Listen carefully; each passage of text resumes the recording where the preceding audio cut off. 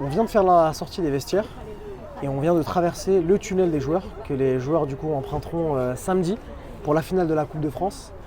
Coup d'envoi à 21h et ce sera le Paris Saint-Germain face à Reims. Le saviez-vous, le Stade Français, c'est pas juste un stade, c'est une ville dans la ville et il a failli ne jamais exister.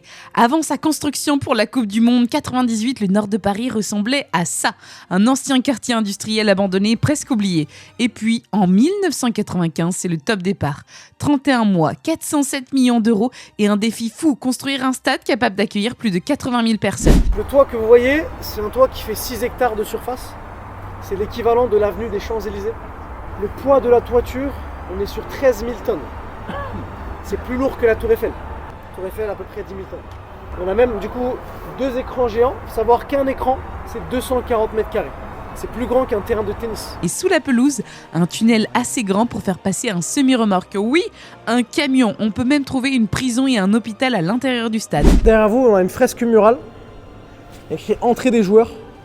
Et aucun joueur n'a le droit de rentrer s'il n'est pas muni d'une accréditation. C'est déjà arrivé, on a refusé un joueur parce qu'il n'avait pas son accréditation.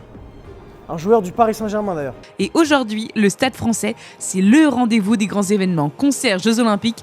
Et le 24 mai, il accueille la finale de la Coupe de France entre le PSG et Reims. T'étais au courant de tout ça ? On va faire comme si on avait 80 000 spectateurs qui vous attendaient. On se concentre.